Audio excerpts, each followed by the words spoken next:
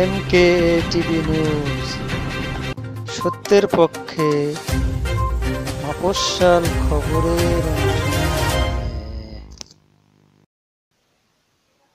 মানুষ মানুষের জন্য, এই তো চাওয়া। অসহায়রা চায় একটু সহানুভূতির, সহযোগিতা এবং বেঁচে থাকার নিশ্চয়তা। বলছি যশোরের শাসার এক এতিম মেয়ে জান্নাতুলের কথা। রাজু আহমেদের ক্যামেরায় খবর পড়ছি আমি, রিপোর্টার খোরশেদ আলম।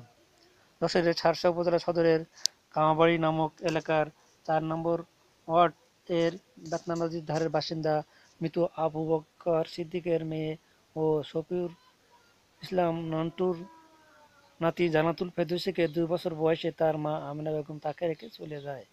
এমত অবস্থায় সে তার দাদা দাদির আশ্রয়ে বড় হতে থাকে। একদিন হঠাৎ, প্রায় যখন তার বয়স ৭ বছর, তখন সে আগুনে দগ্ধ হয়।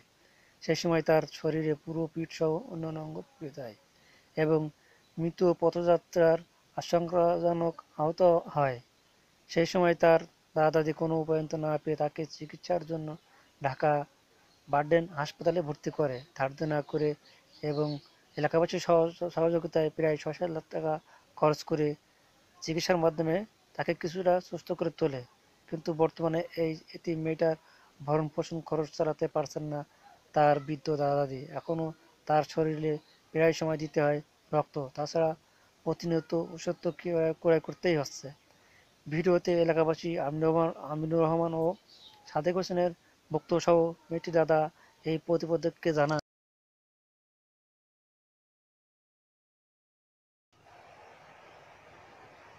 বছর বয়সে ওর মা ফিরে ফিরিয়ে বেরোয়।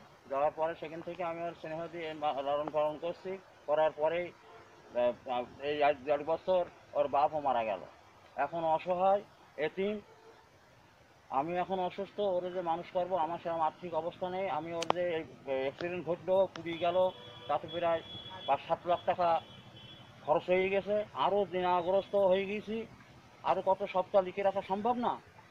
তা আপনাদের কাছে আবার আবেদন যে আপনারা যদি একটু সাহায্যের হাত বাড়িয়ে দেন, ও যাতে মানুষ হতে পারে। আমি এখন অসহায়, সেইভাবে আপনাদের কাছে আমার আবেদন। এখনও খরচ করছি, এই মাঝেও আবার ২,০০০ টাকা মতন খরচ করতে হইল। ওই মাঝে মাঝে ওর ট্রিটমেন্ট দিতে হয়, গায়ে রক্ত দিতে হয়। হ্যাঁ, তাই আপনাদের কাছে আবেদন, আপনারা সাহায্যের হাত যদি একটু বাড়িয়ে দেন, তাহলে এতিমটা মানুষ হতে পারে। হ্যাঁ, ওর বাপ নেই, মা নেই। হ্যাঁ, এখন আল্লাহ যাতে ওর জন্য সুস্থ হয়ে যেন জীবনযাপন করতে পারে, ওর জন্য মানুষের মনে মানুষ হতে পারে, এ হচ্ছে আমার আবদার।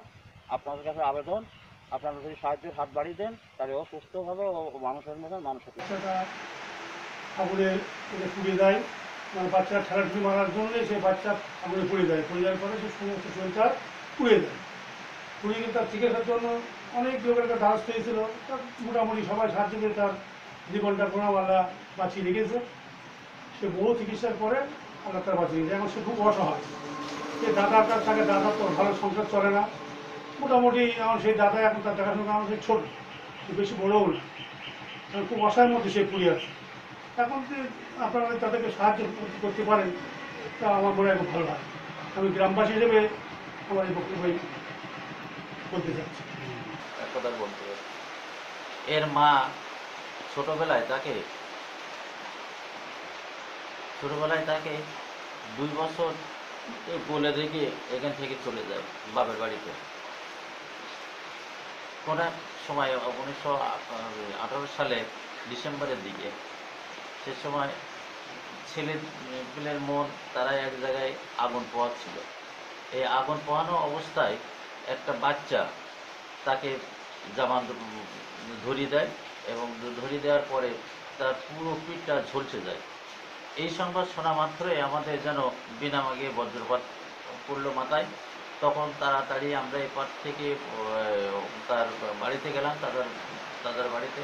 ওখান থেকে তাকে নিয়ে যাওয়া হলো নবরণ হসপিটালে, এবং নবরণ হসপিটাল থেকে তারা আমাদের আবার পাঠিয়ে দিল যশোর হাসপাতালে, সদর হাসপাতালে। সেখানে তার অবস্থা আশঙ্কাজনক ছিল। ডাক্তাররা আমাদের বলে দিল যে আপনারা এই রুগী এখানে না রেখে সোজা ঢাকাতে নিয়ে যান। আমরা সেই রাত্রেই ঢাকা থেকে রোগী নিয়ে যাই এবং তার চিকিৎসার ব্যবস্থা করা হয়। এই চিকিৎসা যেহেতু তার দাদার অবস্থা অত্যন্ত শোচনীয় ছিল, তাই চিকিৎসার যাবতীয় খরচ তার দাদা আমাদের পরিবারের পক্ষ থেকে এবং স্থানীয়ভাবে সামাজিক যারা বিত্তবান ছিল তাদের পক্ষ থেকে, আমাদের মাননীয় জাতীয় সংসদ সদস্যর পক্ষ থেকে, সমাজসেবা অফিসের পক্ষ থেকে বেশ কিছু আমরা একটা অ্যামাউন্ট পাইছিলাম। তা এই রুগী কি বলবো, ওই টাকাও কিন্তু আমরা সংকলন দিতে পারিনি। তার দাদার কিছু গাছগাছালিও ক্ষতি হয়েছিল। তা এখন এই প্রতিদিন তার এখনও রক্ত দিতে হয়, তারপরে ওই বাচ্চাটার লেখাপড়া খরচ তার দাদাকেই যোগান দিতে হয়। তাই এমত অবস্থায় আমি সমাজে যারা বিত্তবান আছে, সরকারের যে কোনো কর্নার থেকে যদি একটু সাহায্য সহযোগিতা পেত, আমি মনে করি এই পরিবারটা অনেক উপকৃত হতো এবং বাচ্চাটাও লেখাপড়া শিখে মানুষের মতো মানুষ হতে পারত। তাই আমি সদাশয় সরকারের সুদৃষ্টি কামনা করছি, যাতে এই পরিবারটা সরকারের পক্ষ থেকে বা আমাদের সমাজের বিত্তবানদের পক্ষ থেকে কিছু সাহায্য সহযোগিতা পায়, সেই কামনায় আমার সবার প্রতি রইল। আসসালামু আলাইকুম। এখনো আমরা ৬-৭ লাখ টাকা দিনে এখনো রয়েছি। এই দিন আর শোধ করতে পারছি না। এই দিনার জন্য আমাদের ঘুম নেই। দুটো মানুষই অসুস্থ। চেয়ারে বসে নামাজ পড়ি, চেয়ারে বসে দুটো ভাত খাই। আমাদের অবস্থা খুবই খারাপ। আমরা এখন কীভাবে চলবো তা চিন্তা করেই পাচ্ছি না। আল্লাহ আমাদের কীভাবে নিয়ে যাবে। একটা সন্তানটাও মরে গেছে। আপনাদের দয়ায়, আপনারা যদি একটু দয়া করে সাহায্য করেন, তা আমরা মনে হয় একটু সুস্থ হব বা ভালো থাকতে পারবো। না তো তার বাচ্চাটা মানুষ করতে পারবো। তার একটু লেখাপড়া শিখতে হচ্ছে, তার টাকার জন্য লেখাপড়া শিখতে পারছি না।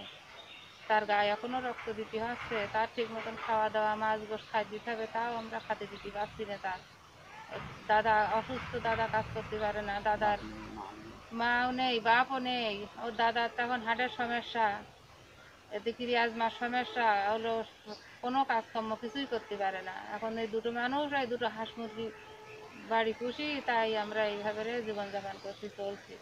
আল্লাহ আমাদের এইভাবে যাচ্ছে। আর কী করে থাকবো, কী করে আপনাদের দয়ায় যদি আপনারা সাহায্য করেন, বাচ্চারা মানুষও করতে পারবো আর তার কোনো একটা পর হাতে তৈরি দিতে পারবো। তার কীভাবে মানুষ পারবো আর বলতে পারছি না। সহযোগিতা বিকাশ নাম্বার 09471999929।